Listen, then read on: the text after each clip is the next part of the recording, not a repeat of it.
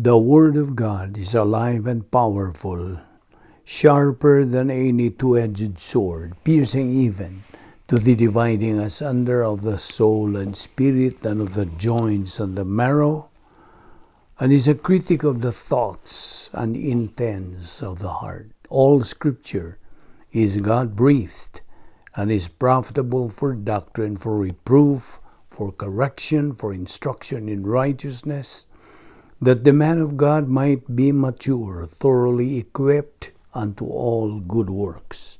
Study to show thyself approved unto God, a workman that needeth not to be ashamed, rightly dividing the word of truth.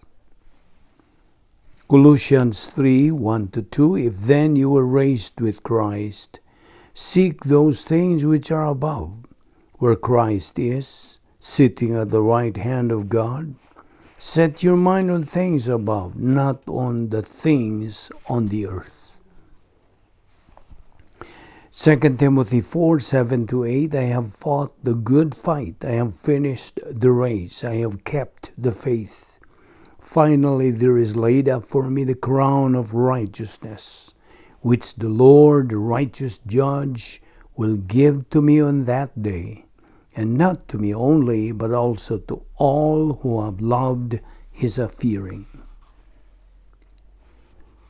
Galatians 2:20, I have been crucified with Christ. It is no longer I who live, but Christ lives in me. And the life which I now live in the flesh, I live by faith in the Son of God, who loved me and gave himself for me. Psalm 111, verse 10. The fear of the Lord is the beginning of wisdom. A good understanding have all those who do his commandments. His praise endures forever. Now, it is our custom to pause before we study the Word of God to have a few moments of silent prayer to make sure that we all are in the same frequency with regard to the ground rules. Therefore, we have to make sure that we are controlled by God, the Holy Spirit. Aron kita mapunan o dumalahon sa Diyos Espiritu Santo ug matudluan kita sa iyang kamatuoran. So pagkakaron, ana atay pipila ka mga gutlo sa hilo mga pagampo in recognition of your privacy, which you are entitled to as a priest, because you are a priest as a believer.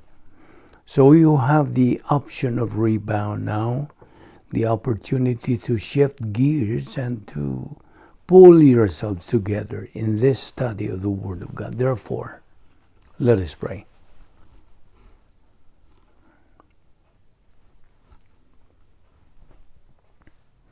Magampo, tabala na mga Diyos, nagpasalamat kami kanimo ning lain sa mga adlaw, nga imong gipadangat kanamo, buhi pa kami nining among lawas, kini mailhan nga ikaw nagalihok pa kayo ng imong plano sa tagsa-tagsa na mong kinabuhi.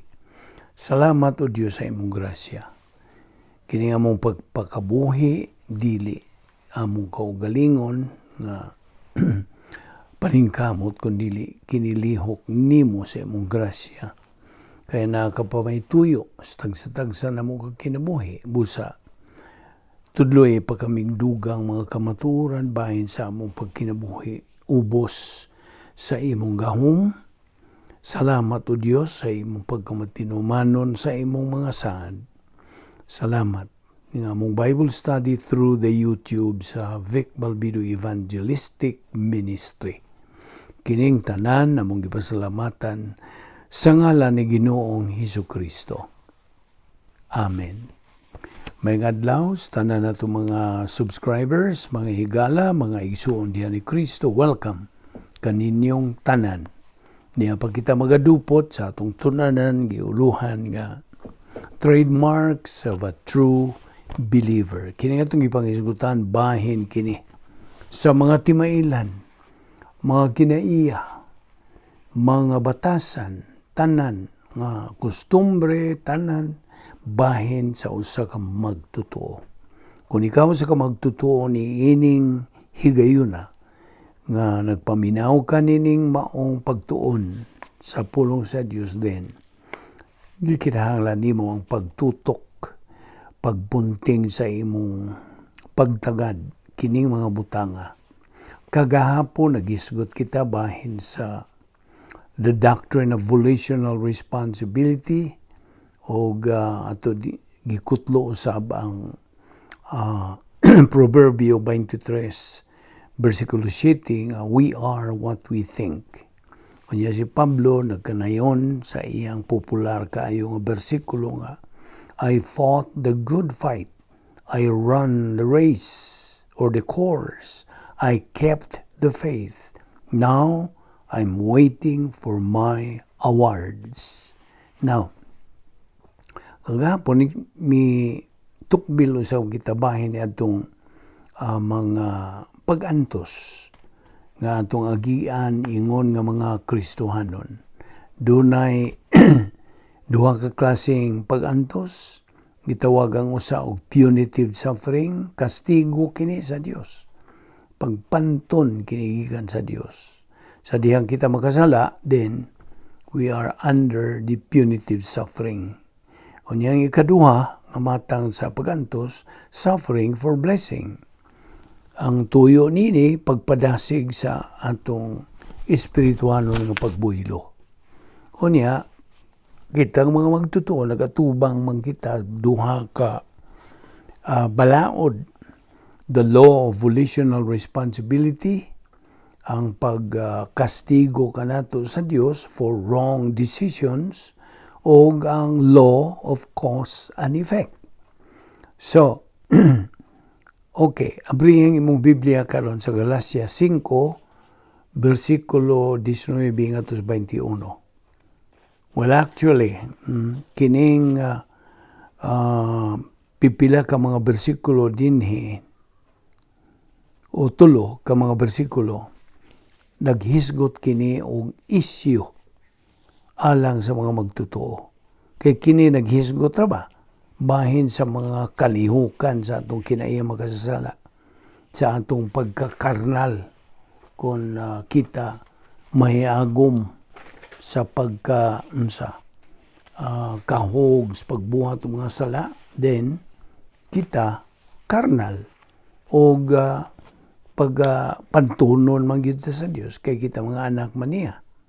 Now these verses wa ni magpasabot nga ang mga magtotoo nawad-an na sa ilang kaluwasan. No. Believers will never lose their salvation. Ang gihisgutan dinhi losses of the inheritance of the kingdom of God. Ang mga divine escrow blessings may muwagtang. You see? Kaya kung mahisgot kinatag gingharian sa Dios, kini nagkahulugan to the eternal state sa mga magtotoo ubos sa katuigan sa simbahan, church age believers. Now, why are we believers in the eternal state? Why? Tubag? Because the person who is saved now belongs to the eternal state.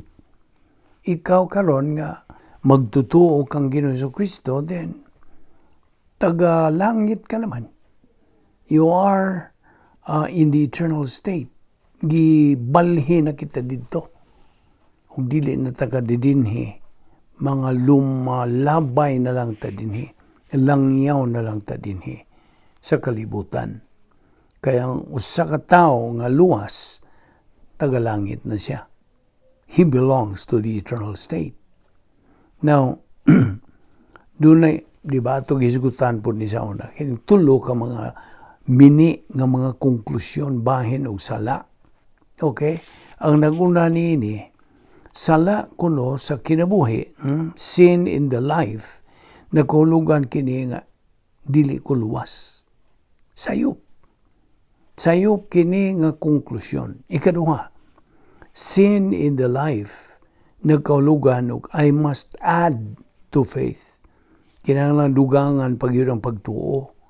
Kaya ilang gidahom nga ang pagtuo lamang dili igo. You see? They think that faith alone is not enough. Maunay sayupod ka konklusyon. Ikatulo, sin in the life means I have lost my salvation. Ang sala sa kinabuhi o sa kamagtutuo ko no nagkahulugan o nawa ang akong kaluwasan. Inumdumi nga ang tanan nga mga sala sa kaliwatan o kasaysayan sa tao gihukman sa Dios dito sa cross. Di ba na? We are not punished because of our sins, but because we have grieved atong gisakit ang Espiritu Santo. Ingon nga mga magtutuo, kinahanglan nga kita magmatngon. We should be aware that we have responsibilities in the Christian way of life. Believers are addressed by Galatians 5:19-21. But God has prepared the escrow blessings for believers. Ang kinahanglan lamang din nunta the only requirement for believers is for them to reach spiritual maturity. You see? Nakita ni mo sa kabililhod kamay nung danon kining pagkabuot nining maungangang ingon nga mga Kristohanon. Inikabot ni mo niya ng maungangang espirituhanong paghamtong din na nakikatakos sa pagkinabuhi. O niya, tuwa na, giandam na kadtong mga panulundon di inheritance nga niya turag yung higayon sa pagtuo na to kang Ginoong Kristo. We were instantly given that inheritance. Meaning, dili kay given, kundi gisangkap na giandam na sa Dios the moment we believed in Christ. Now, muwa magkani. Mawagtang magkakining maong panulundon. Yes, you can lose your inheritance due to carnality. Sa diha nga ikaw makarnal, muwa, usapang imong inheritance. Kaya ang mga ganti, basihan kini sa pagtuman sa mga magtutuo of the requirements to receive yan ang maong inheritance. Divine escrow blessings ang laingan ini. So, kamo, kita mga magtutuo, mga anak na mga sa Diyos, Galatians 3:26, in Christ we have become children of God. John 1:12, on all who are saved, we are heirs, mga manununod. Heirs. You see? Well, of course, some other time we will discuss about the doctrine of eternal rewards. Now, there's a Revelation chapter 3 verse 11 unsa gisulti diha. I am coming quickly. Hold fast so that no one will take your crown. So, aron nga atong madawat ang atong panulundon, divine escrow blessings, we have to execute the spiritual life. Unsaon? Kini nga itong gibuhat daw. Kini usa sa mga bahin nga mga requirements to execute the spiritual life. Pagtuon, pagkaton, pagtuo, paggamit sa pulo sa Diyos itong kinabuhi. Slogan, Operation SLBA. So, eternal life is a pre-salvation issue. But when we talk about inheritance, kung maghisgot na itong mga panulundon, inheritance there is already a post-salvation issue. Now bitaw na 1 Peter 1:3-4, naghisgot kinig inheritance. Undefiled will last forever, just for you who are protected by the power of God. You see?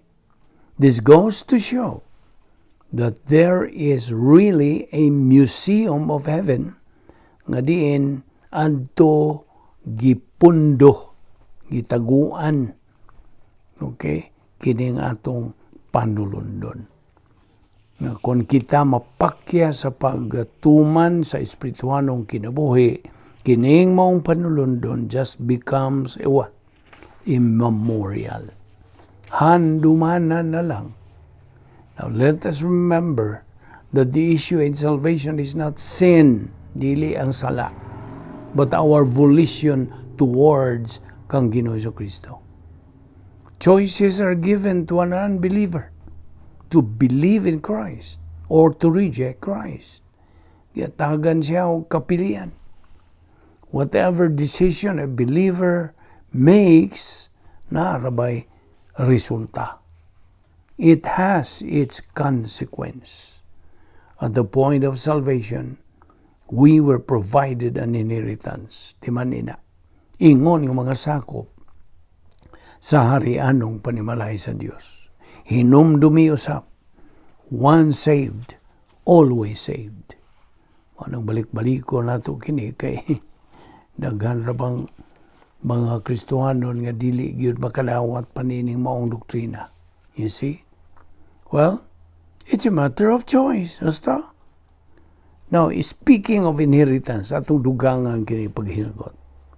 Ang usa ka magtotoo nga mapakya sa pagtuman sa paagi sa Kristohanong kinabuhi o magpadayon siya siyang pagkakarnal, definitely will lose that inheritance.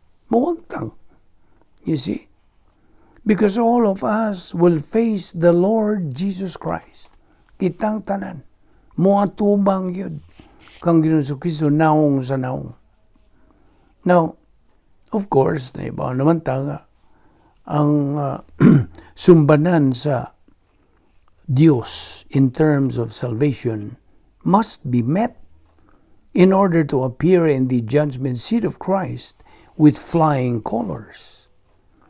Kay didto sa judgment seat of Christ, ang tanan na itong mga binuhatan, hahimuan o pagtasal will be evaluated. They may be divine or human good. You see? Ibaw na ta, kung human good, gitandi ka na sa kahoy, kugon og dagami. Kung imong duslitan ka na, pusporo ba ron? Sila, mas sunog, maog daw. So, walay madawat gaganti. Wala. Kinasunog man. Apan kung ang imong mga binuhatan are divine good, Diyos nun nga mga maayong binuhatan, kinigitandi sa pilak, bulawan, ug mahalon nga mga bato. Sindihi ko nun dili man na masunog. They are non-combustible. Apan kadtong nga kahoy, kugon og dagami, mo na combustible. Dali lang masunog. Maog daw. So mo ni may tabo niyadtong judgment seat of Christ. Okay. At the point of salvation, by the way, unsa may gisangkap sa Dios sa magtotoo? 39 irrevocables. You see? Eternal life is irrevocable. But we may lose the eternal inheritance tungod kay napakyas kita sa pagtagbo sa mga gikinahanglan aron kita makadawat unta niya na. We may lose eternal inheritance for failure to meet the requirements to receive it.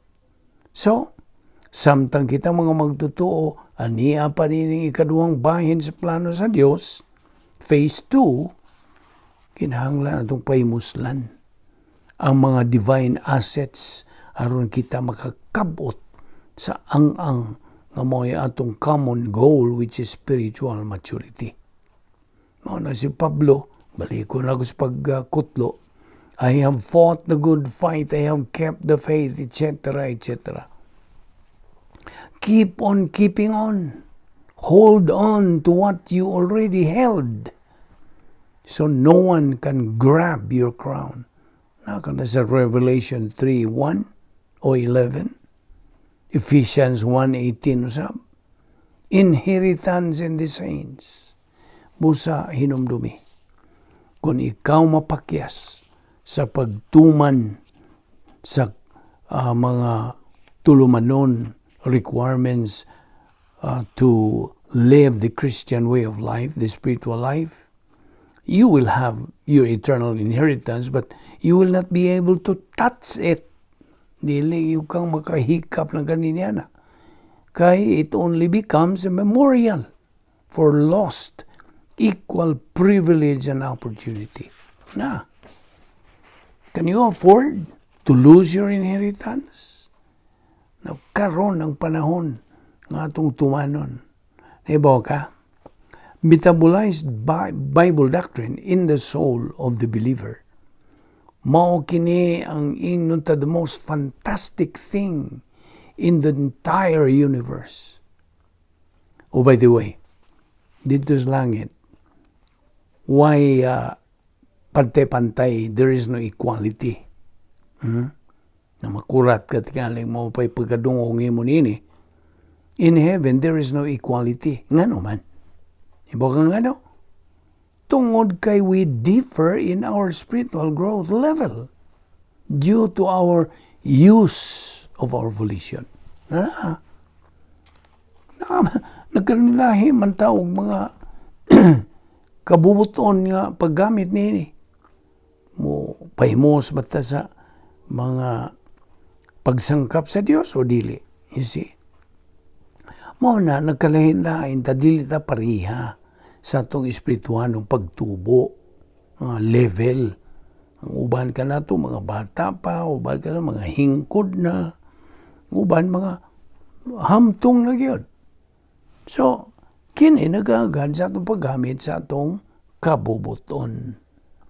So, diha sa Galacia 5, versikulo 21, nagkanayon ka na diha, those who do those things, well, of course, sa previous verses kini ang hisgutan, those who do those things will not inherit the kingdom of God. Now, the issue in salvation is unsa? Eternal life. Now, 1 Peter 1:25 says, "Blessed be the God and Father of our Lord Jesus Christ, to obtain an inheritance which is imperishable, which is undefiled, and will not fade away." Now, paminaw, kadtong mga tao nga mahibilin human ang rapture, kinsa man nila? Magtotoo, di magtotoo. Mga dili magtotoo ang tanan nga mahibilin. Believers are taken away from this earth. Gisakmit na, unsa? Gikuha na. Now, bahin sa katluag siyam ka mga irrevocables, mao ang inheritance in the eternal state. So, akong balikon nga, a believer may lose his eternal inheritance but never his eternal life. Matngunin na, bantay gina. Okay, sabta gina. Unsa may inheritance ni Ginoong Kristo? Ibaw ka unsa? Ang iyang inheritance, iyang panulundon, mao ang simbahan. It is the church in His being the King of Kings and the Lord of Lords. Ang simbahan, kinsa may simbahan? Ikaw ug ako. Kitang mga magtotoo ang simbahan. Mao ni ang panulundon sa Dios nga Amahan ngadto kang Ginoong Kristo. So, kitang mga magtotoo, we were also given the inheritance which made us joint heirs of Christ. You see? Masig ka manununod. Now, we have equal privilege and equal opportunity to receive our eternal inheritance. Philippians 3:11, "If by any means I may attain to the resurrection from the dead." Now, of course, kitang tanan nga mga magtotoo will be resurrected. This goes nga si Pablo knew this resurrection. He is saying, how I wish to experience the rapture. Wa naman nakaabot si Pablo. You see? And then verse 11, attain, kanang attain diha, or arrive at a particular state. Ang original nga pulong ni Griego is katantao. Katantao. Now, what is being talked about here? Unsa may gisgutan gyud niini? Nining maong bersikulo. This verse shows that how we wish we can attain this experience. Actually, this means ex-anastasis. Unsa tong ek? Out. Now, anastasis. Actually, this means to come back to life or resurrection. Ang out diha nga ek, makapagawas, makabuhi ba? Ang out din means only believers will be out of our old self, ang old nature sa panahon sa atong pagkabanhaw. Now note this, kitang mga magtotoo will be out of our old nature during the resurrection. Di man na. Unastanan, in our spiritual life, we need motivations. Gusto?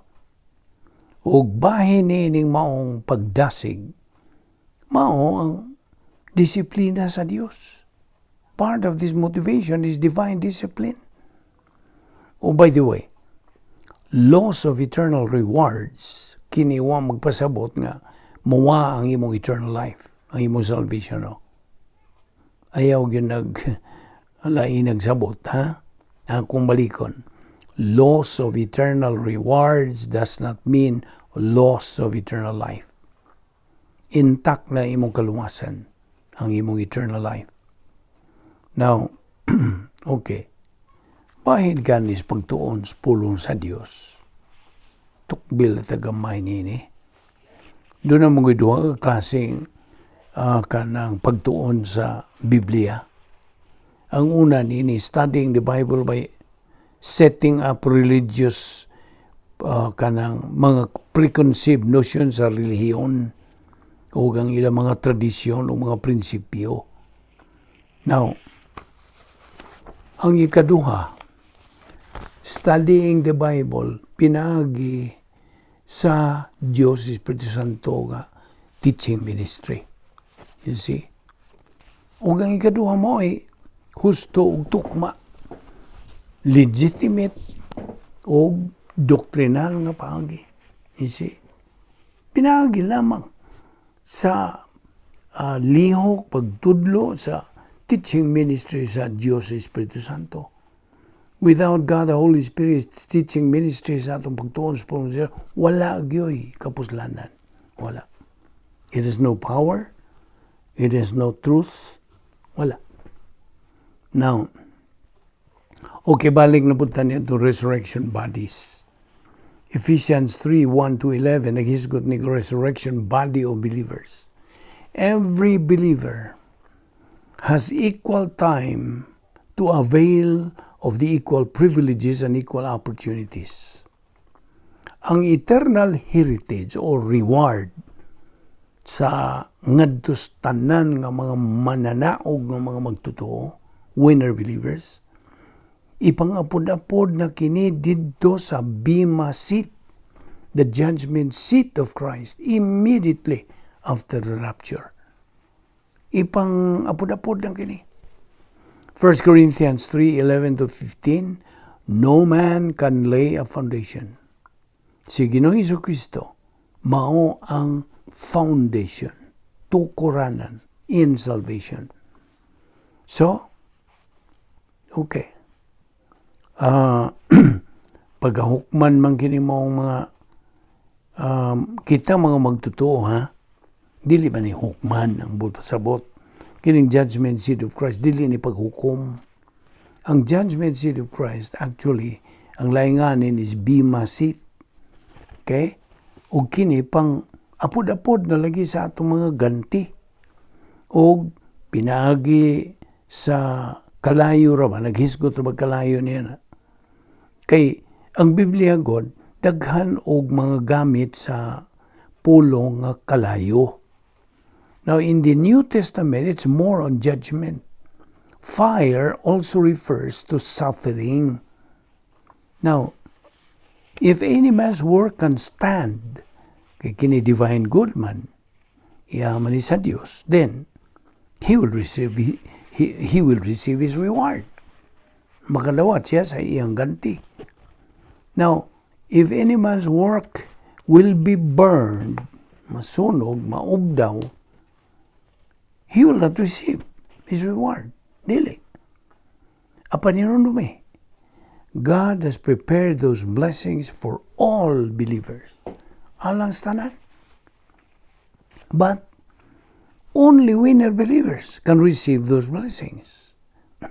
Ayaw kanang pagtuo nga ang tanan makadawat gyud. Of course, ang tanan gi sangkapan na nini. Apan kadto lamang mga mananaog winner believers o nakatuman sila sa mga requirements. You see? Only winner believers can receive those blessings. The loser believers, dili sila makadawat. Yan ang mga panalangin. Gold, silver, and precious stones means ang usa ka magtotoo nagatuman gayud sa unique spiritual life, the Christian way of life. Kay duha man goy power options na itong mga magtotoo, filling of the Holy Spirit o metabolization of Bible doctrine.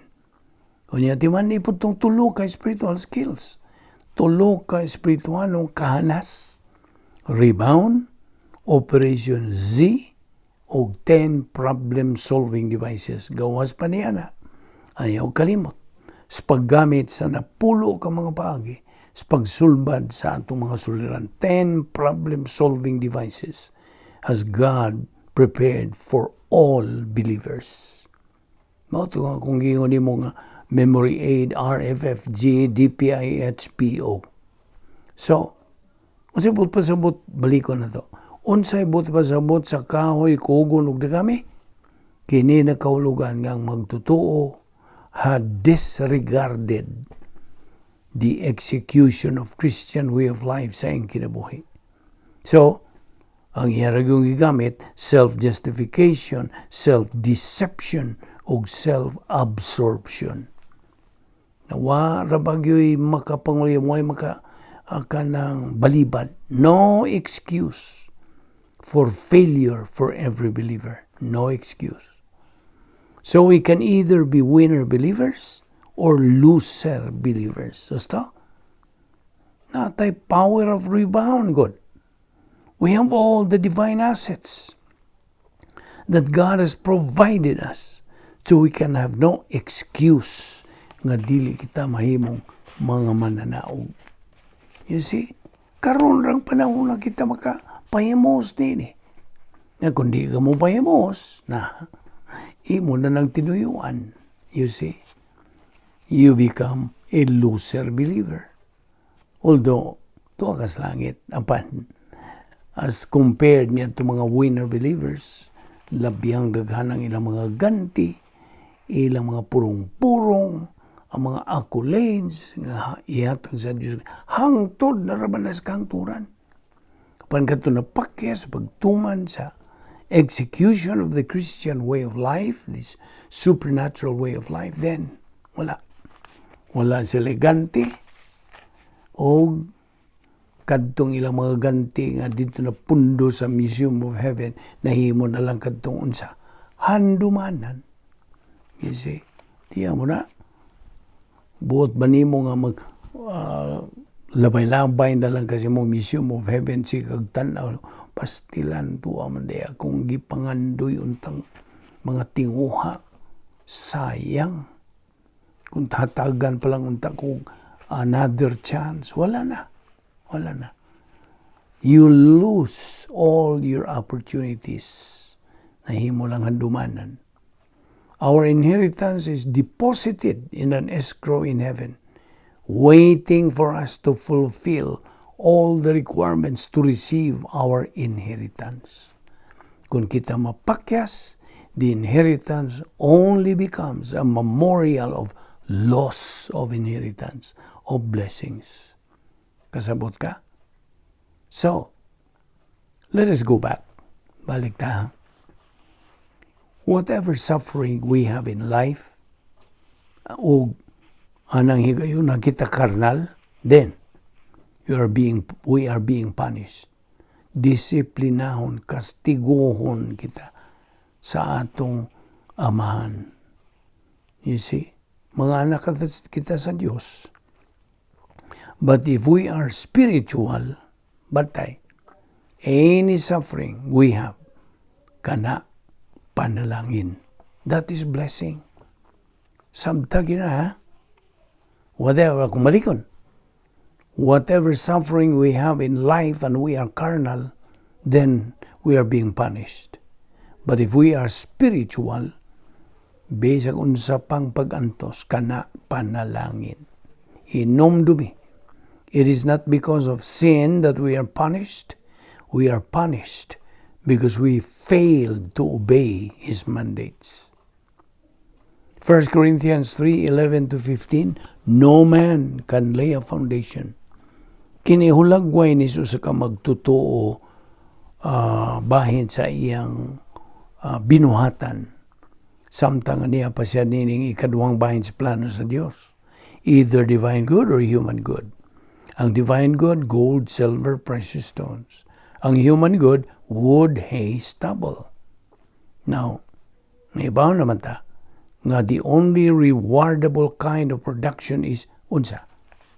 Human good or divine good? Only divine good. Now, we are the only one responsible for what we produce. Kita ra yun.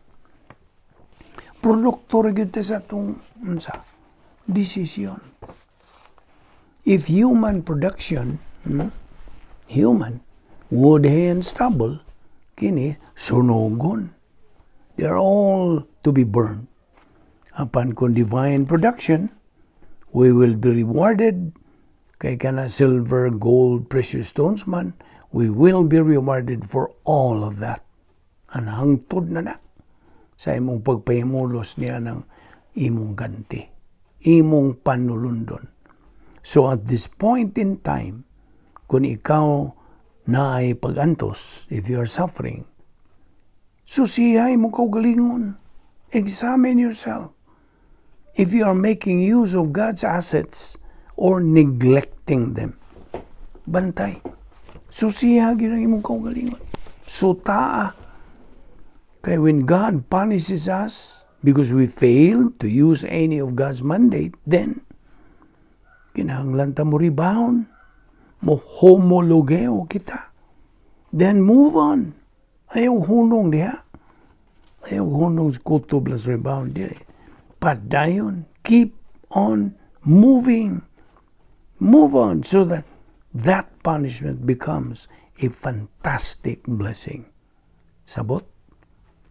So 1 Corinthians 10:13, nagkanayon, there hath no temptation or testing which is common to man, but God is faithful, who will not suffer you to be tempted above that ye are able, but will with the temptation also make a way to escape, that ye may be able to bear it.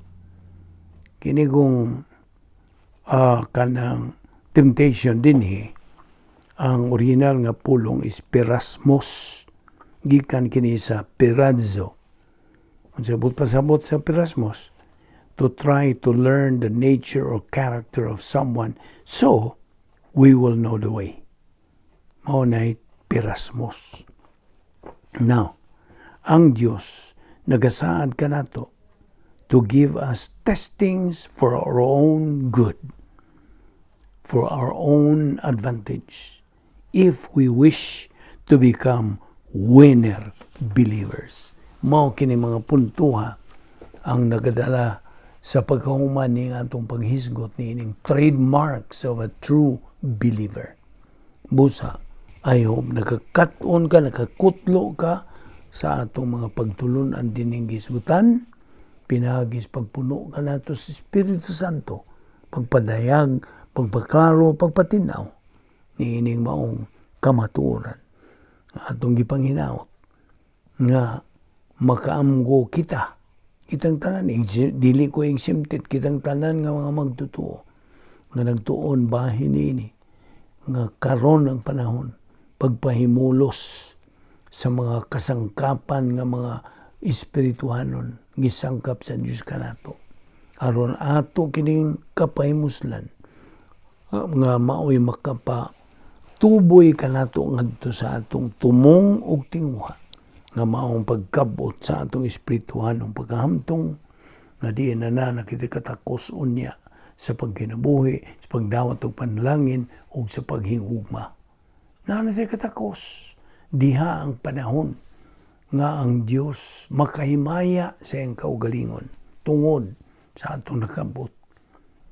Ug akong gipanginaot nga imo kining gamiton sa imong pagkinabuhing Kristohanon, barugan, kay mao naman ning panahon nato. Barugan na ning panahon na. Kay gamay na lang gyud ang naibilin. Busa, pahimuslan nato kini samtang nagaginawa pa kita. Ingon nga mga Kristohanon, ug alang kanimo dili pa magtotoo nga ikaw makaamgo. Nga kini mga butanga imo makabot usab kung imong gamiton ang imong kabuton sa pagsud sa plano sa Diyos pinaagi lamang sa imong pagtuo lamang kang Kristo lamang. Magampo ta. Balana mo nga Diyos, nagapasalamat kami kanimo nining matamis nga gayon sa among pagpakigambitay kanimo sa imong mga pulong.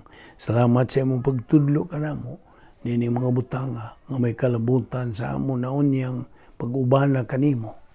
Salamat nga kami nakaandam ug kini among paggamiton sa mga adlaw nga pagkinabuhi kining tanan among gipasalamatan sa ngalan ni Ginoong Hesukristo among bugtong manluluwas. Amen.